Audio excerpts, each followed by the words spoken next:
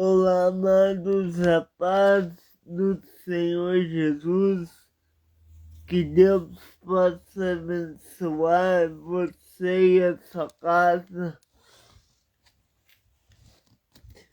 Hoje nós falaremos sobre, continuando o nosso resumo do que é o calvinismo. E hoje ontem falamos sobre sola escritura, que ele é o primeiro lema da Reforma Protestante, e ele é o primeiro ponto do que chamamos de calvinismo. Na verdade, o primeiro ponto da reforma, e o calvinismo se vale desse ponto da reforma protestante. Nós temos como ele diz que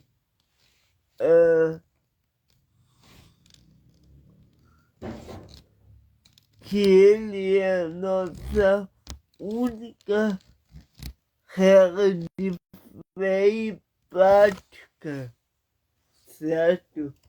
Ele é a nossa única regra ela é a nossa única regra de fé e prática. Na depravação total, nós vimos o que é a depravação total. Que todos os homens eles estão depravados e eles carecem da glória de Deus, como vemos tanto em Gênesis 1, virado Nicolau Rodrigues, que bom, compartilhe para mais pessoas. O calvinismo diz que o calvinismo não, as escrituras dizem que o homem é depravado desde que ele veio ao mundo. E esse ponto do calvinismo, ele nos diz que o homem ele está sujeito ao pecado. Ele está sujeito ao pecado. Eu quero ler uma citação sobre a depravação total para nós iniciarmos a nossa conversa. Bom, nós já vimos o resumo da sola escritura e agora o ponto do calvinismo, que é a depravação total. A gente tem uma citação no nosso livro base, que é o Cristão Reformado. Existe uma citação de Augusto dos Anjos em Eterna Mágoa, que ele diz o seguinte: o homem por quem criou a paga da tristeza do mundo, o homem que é triste para todos os séculos, existe, e nunca mais o seu pesar se apaga. não quer nada, pois nada há que traga consolo e mágoa, o qual só ele assiste. Quer resistir o quanto mais resiste, mas se nunca lamenta e se lhe afunda a chaga. Sabe que sofre, mas o que não sabe é que essa mágoa infinda-se não cabe na sua vida. É que essa mágoa infinda transpõe a vida do seu corpo inerme. E quando esse homem se transforma em verme, é essa mágoa que o acompanha ainda.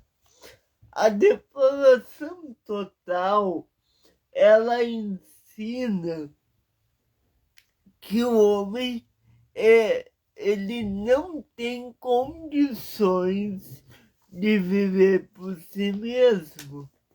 O homem não tem a condição de estar totalmente separado de Deus, porque o homem iria destruir a si mesmo.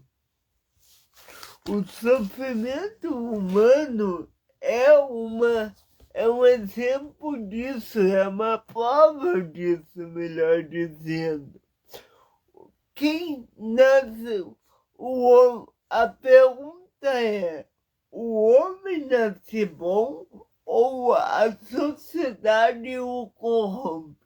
Novamente, o homem nasce bom ou e a sociedade o corrompe, ou o homem não nasce bom? Nós vemos que desde o homem é uma tábua rasa? Não, não mesmo. Nós vamos conhecer que o homem ele está alicerçado sobre o pecado. O pecado, quando entrou no homem, ele entrou desde a concepção. Por quê? Porque desde que o homem entra na barriga da mãe, ele já tem o gênio do pecado nele. Ele só não tem o pecado antes da concepção, ou melhor, antes de entrar na tua uterina da mãe. Nós vemos que o calvinismo, ele queria, gente, quando eu digo calvinismo, é porque é uma teologia, mas lembre-se que não é o calvinismo, é a Bíblia que afirma isso. O homem, ele está preso, né? Em seu livro, filósofo inglês mais famoso, chamado John Locke, ele publica em seu livro Ensaio sobre o Entendimento Humano, publicado em 1690, ele descreve que o ser humano é como uma tábua rasa. E ele descreve como se a mente do homem, para ele, fosse uma folha em branco. E ali é colocada a formação do que é então o indivíduo. Ele escreve isso para se posicionar contra o absolutismo e o direito divino dos reis. Ele também queria se contrapor ao inatismo de René de Descartes, como outros embates. Nós sabemos que as filosofias humanas, elas tentam colocar que o homem é bom, mas tem muitas filosofias que acabam afetando o pensamento crítico do nosso tempo e como eu via a pessoa é tratada então dessa forma filosófica, a pessoa é tratada como uma vítima da sociedade. Ela não é tratada como alguém que tenha responsabilidade sobre seus atos. Por um outro lado, a escritura apresenta uma antropologia cristã que descreve muito mais pessimista e descreve o ser humano em termos muito distintos desses propalados pela filosofia anticristã. Não existe nenhum ser humano neutro ou bom, mas que já nasceu com o mal e já está sob se corrompido desde a concepção. Na teologia, isso é chamado de depravação total, ou seja, o homem ele é decaído desde a sua natividade. O homem está totalmente depravado desde então. O que isso então significa? Isso significa que a doutrina segundo os cânones de Dort, que é um estudo da teologia cristã, lembramos desse nome, pois esse documento foi escrito justamente para descrever os 5 pontos abordados no livro do Iago. Todos os homens são concebidos em pecado como filhos da ira, incapazes de qualquer ação nobre, ou seja, que os salve. Não, eles são inclinados ao pecado, e o pecado está colocando sobre eles a depravação total. A doutrina da depravação total, ela expõe que a natureza humana está em pecado e da sua incapacidade de encontrar o Senhor na economia da trindade. Isso significa que uma vez que o homem não deseja Deus, e uma vez que o homem deseja o pecado, ele não deseja a pessoa pessoa de Deus, a pessoa de Cristo. Antes nós temos que lembrar que a doutrina da separação total, ela é o que aprofundamos na reflexão de quem realmente o homem se tornou, de quem realmente o homem é. A separação, segundo os cânones de Dort, a separação total significa que fomos concebidos em pecado, nascemos filhos da ira.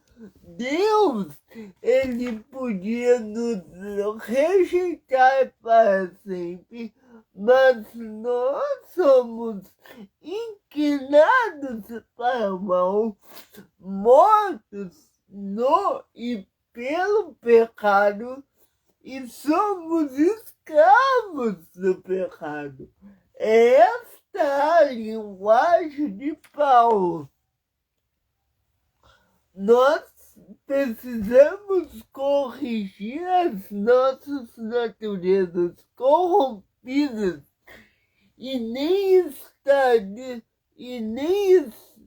não podemos corrigir as nossas naturezas corrompidas, nem estar dispostos a sua correção, porque o homem, ele é servo do pecado.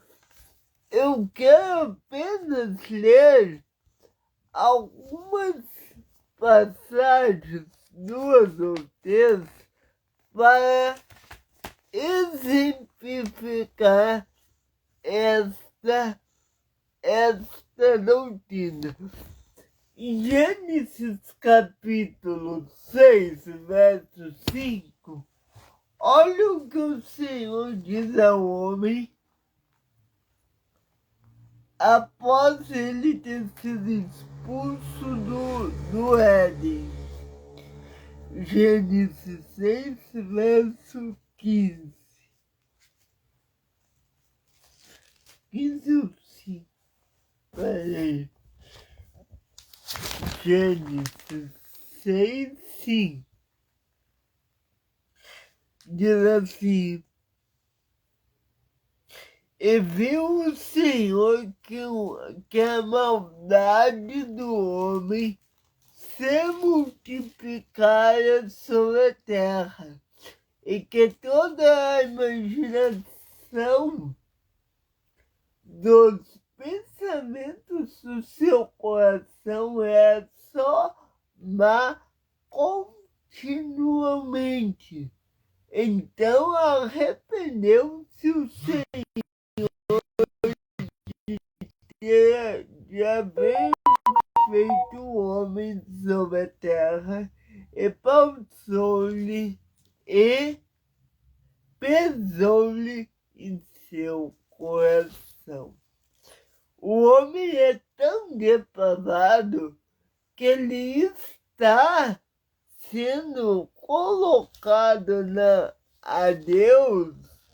Deus o colocou nessa, ou melhor, ele mesmo se colocou nesta situação de inimigo de Deus.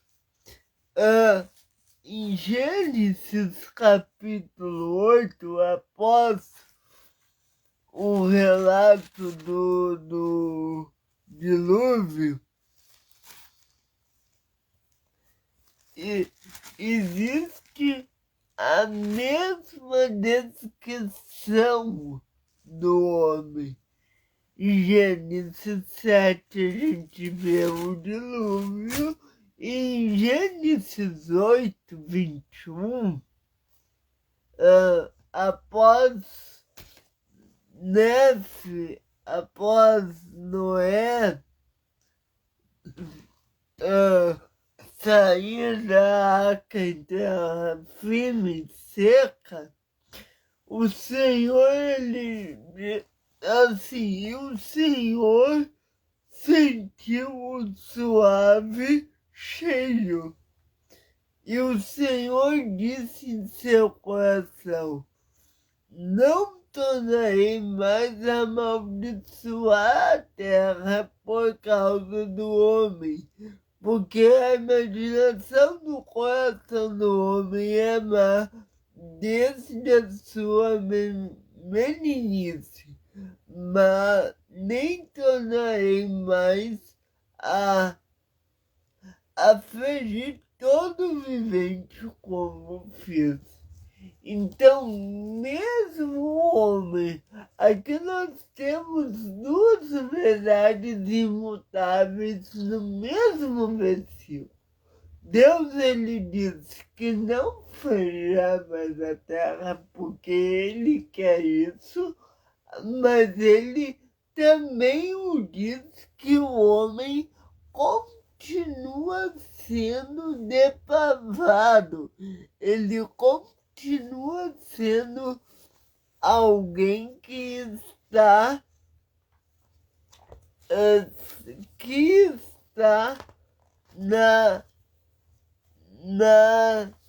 que está distante de Deus.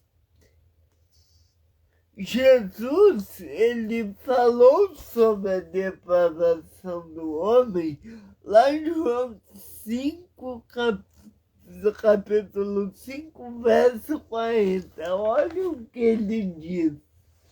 Eu estou lendo no manual da nossa disciplina. Diz assim: e não quereis vir a mim para teres vida. Jesus, ele condenou o estado do homem.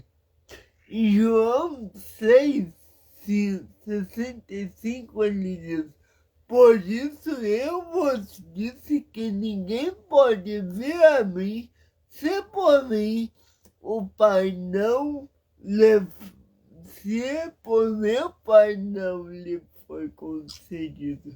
Então, se por um lado ele diz que o homem não quer vir, por outro ele diz que o homem não pode ir ao Pai se o Pai não o trouxer. A depravação total, ela é intrínseca ao homem desde o pecado original. Em 1 Coríntios 2:15, o apóstolo Paulo mais uma vez descreve a condição do homem e ele diz: o homem natural não compreende as coisas do Espírito de Deus, porque lhe parece loucura e não pode entendê-las, porque elas se discernem espiritualmente. O homem, ele não pode ser ele não pode ir a Deus se Deus não o trouxer. No terceiro ponto do calvinismo, nós vemos depois de falarmos da depravação do homem, nós vemos Jesus falando que não há salvação fora de Cristo. Porque o que os católicos diziam? Se você se chegar a Cristo, ou melhor, se você encontrar pagar as indulgências, Deus vai te perdoar e tal.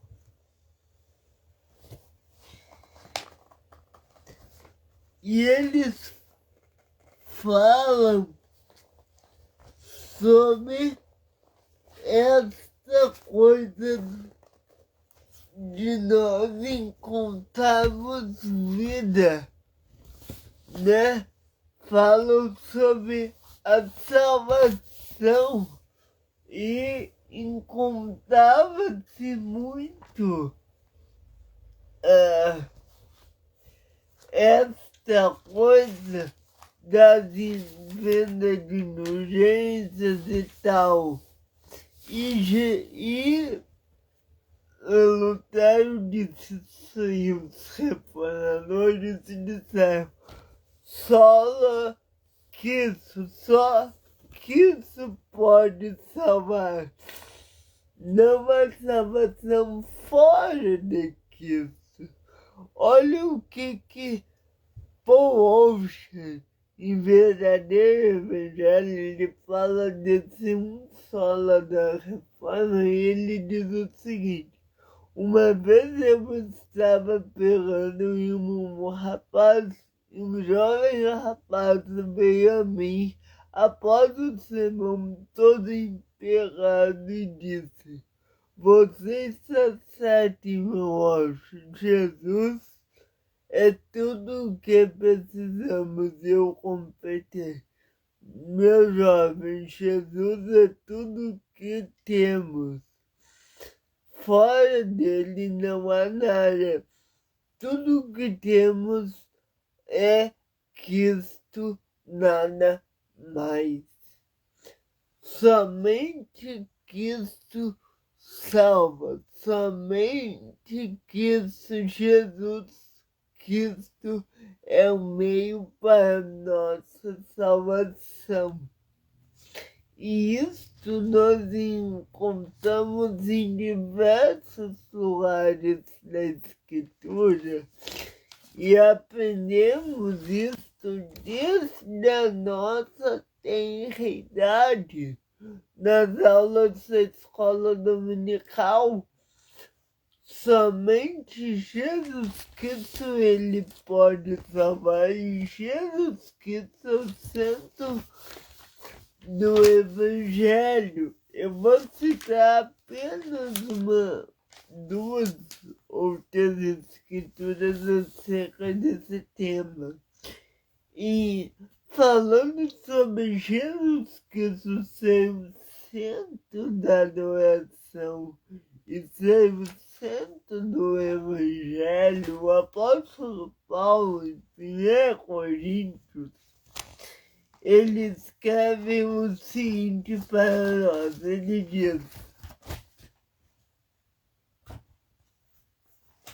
o seguinte: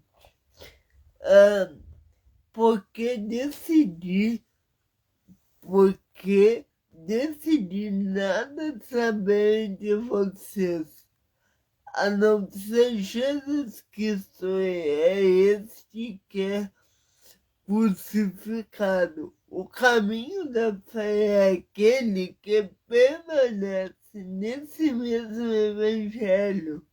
Lutero dizia que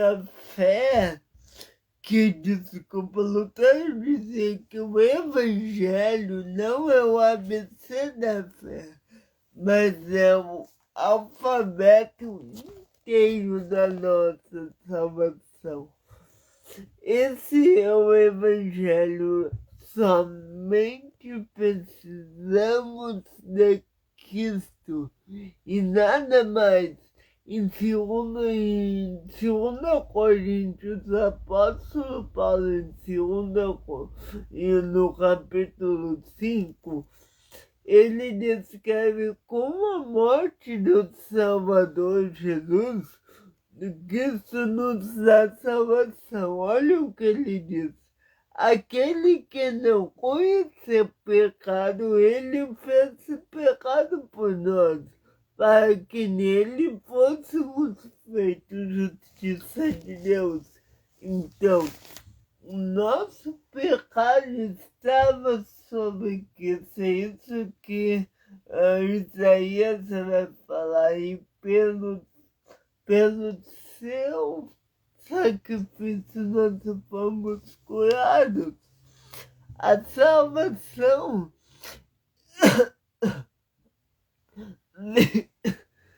vem somente por Cristo.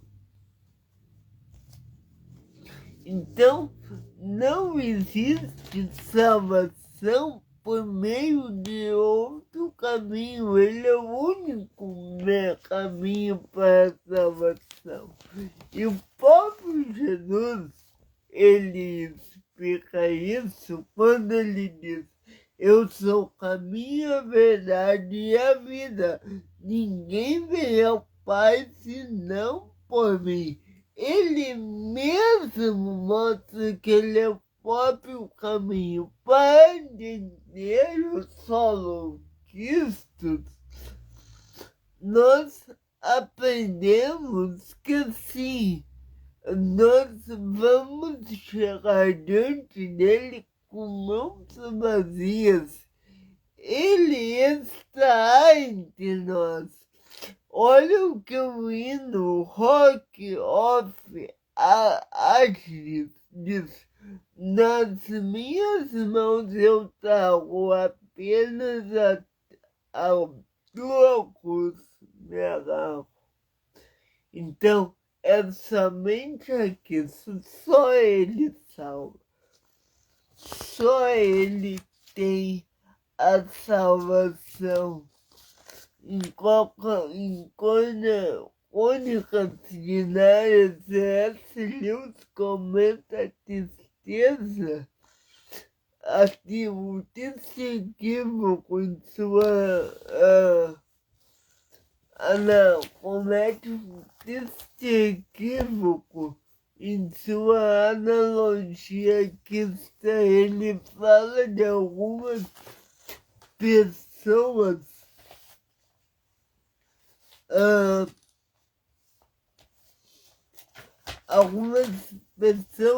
que também foram pessoas que serviam a outro Deus e Senhor, que não acham, mas que também foram salvos, porque tudo o que faziam para sua outra divindade, faziam para acham sem saber.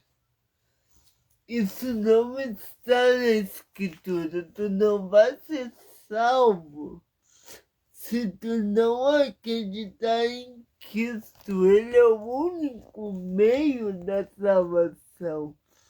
Olha o que ele mesmo diz sobre a comunicação dessa autoridade por meio da comunicação entre Deus e os homens. Ele diz, de palavras do próprio Jesus: toda autoridade foi me dada, e de, portanto, fazer discípulos. Ele disse que ele tem toda autoridade, então nós adoramos somente a Cristo. Ele é o único maneira, o único modo de salvação.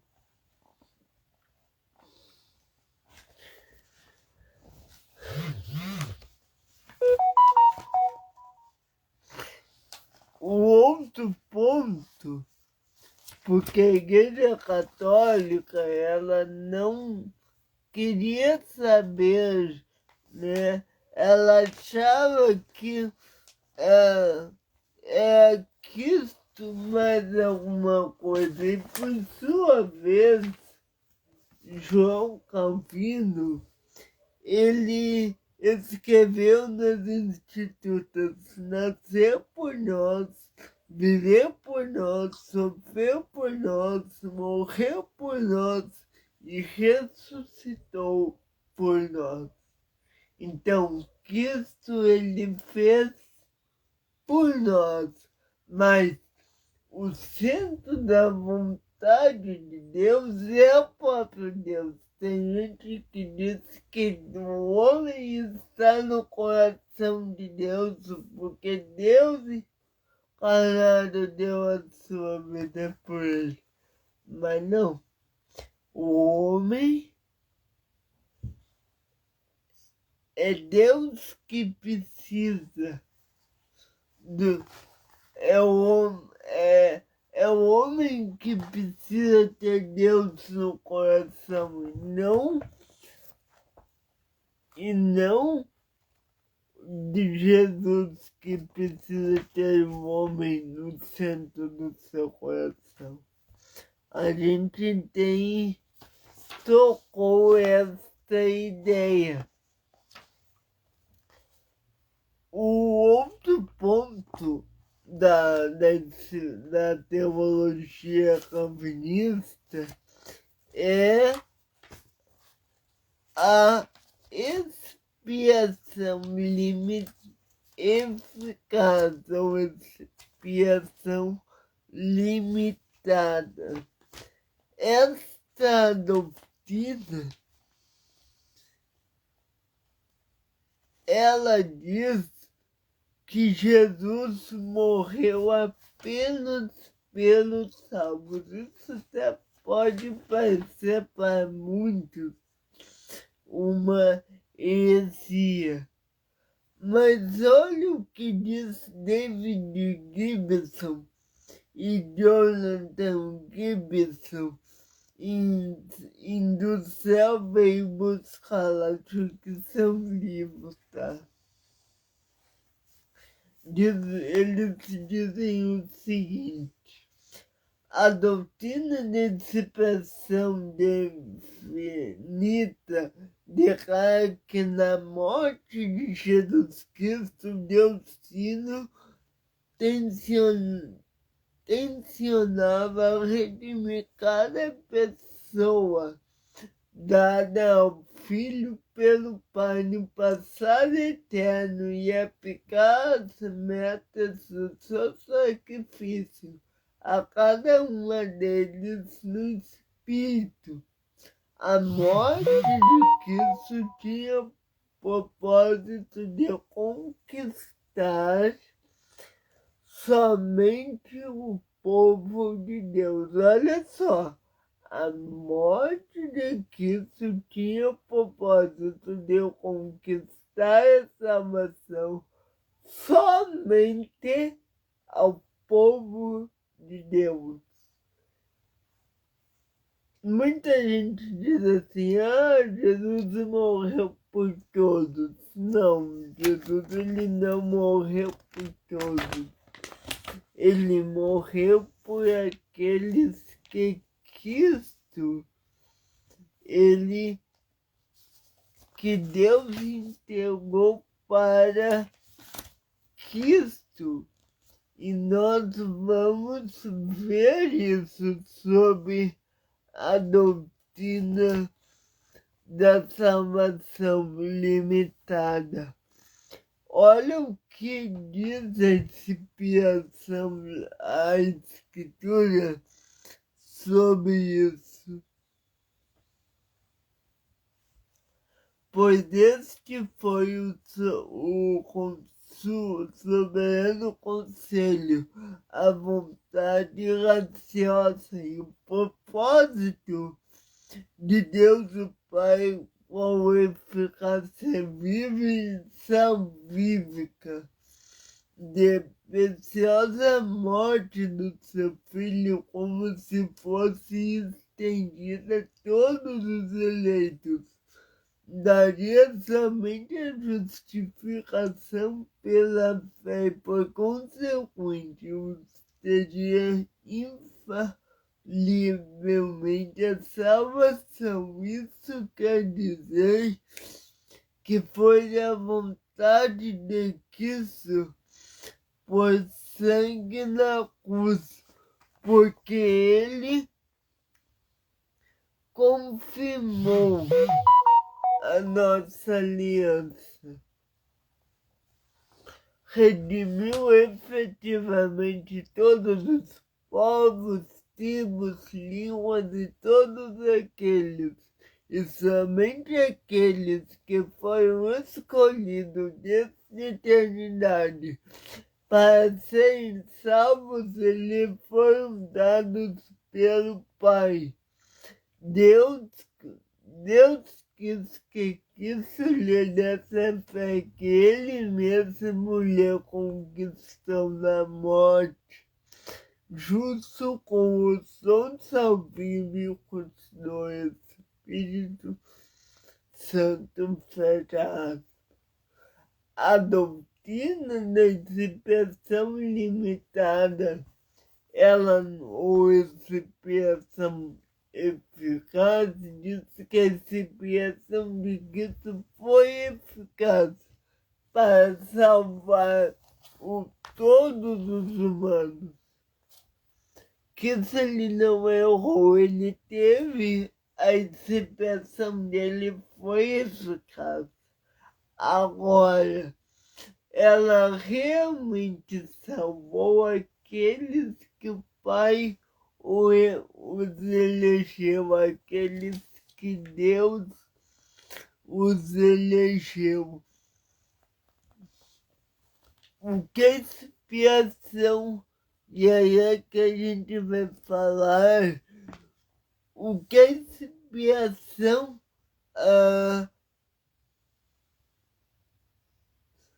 Não é. O que a expiação limitada não é. Ela é porque isso evitaremos algumas mais compreensões a respeito dessa. Primeiro, ela não significa que Deus faz acepção de pessoas. A expiação limitada não quer dizer que Deus ele faz acepção de pessoas. Até porque que se ele viu, ele olhou para nós, ele viu quem salvaria, quem queria e supostamente quem queria e quem não queria. Mas quando ele olhou e supostamente ele viu isso, ele viu realmente que ninguém iria querer, que ninguém iria acreditar e que ninguém iria aceitar. Então ele escolheu um grupo seleto de pessoas para os regenerar. E ele também fez isso que ele fez isso para nos dar a vida eterna. Isso não significa, em segundo lugar, que Jesus não se importa com os perdidos. Não é isso. Ainda que alguns não tenham sido recebidos os pecados de todo mundo, não temos nós temos um Cristo que oferece a salvação a todos os homens, convencidas a todas as pessoas a que nós somos ordenados pelo próprio Cristo pregar o Evangelho a todas as pessoas, para aquelas que vão e para aquelas que não vão, que ele determinou. Mas isso não, que isso ele se coloca à disposição de todos nós, de todo mundo. Em terceiro lugar, a expressão limitada não significa que nós não devemos oferecer o Evangelho. Se que se escolheu, então não tem por que pegar o Evangelho. Não. que nós, como cristãos, não sabemos quem somos quem somos eleitos, por quem realmente Cristo morreu. Como cristãos, nós temos o dever de oferecer o Evangelho a todas as pessoas. Porque nós não sabemos a quem essa salvação será aplicada. Em quarto lugar, não significa que a obra da cruz não seria poderosa para salvar todo mundo. Gente, a expressão eficaz não significa que isso não poderia salvar todo mundo. Que isso a obra da cruz e o sangue de Jesus são tão valiosos, tão preciosos, tão poderosos, o bastante para salvar 1000 planetas como a Terra. 1000 universos se eles existissem. Aqui não é uma questão de valor da cruz. A cruz não tem infabilidade, ela tem infabilidade. Mas é uma questão de lidar com a aplicabilidade e a extensão da cruz. Então, existe um poder. Então, para responder fisicamente por quem Cristo morreu, precisamos ver uma teologia dessa libertação na próxima aula. Depois nós temos a eleição incondicional, que Fernando Pessoa lhe diz assim: quando vi a mente, eu já vi muitos anjos, tomei a chave quando te encontrei, nascer para haver mundo. Não há coisa feliz ou hora alegre que tenha sido partir fora, que não fosse porque te previa, porque dormias tu novelas, porque dormias nela tu futuro. Fernando Pessoa, sem querer, ele também falou sobre a eleição incondicional. Isso quer dizer que nós fomos predestinados desde a fundação do mundo. Isso eu falarei na próxima aula. Que Deus abençoe todos. Fique na paz do Senhor.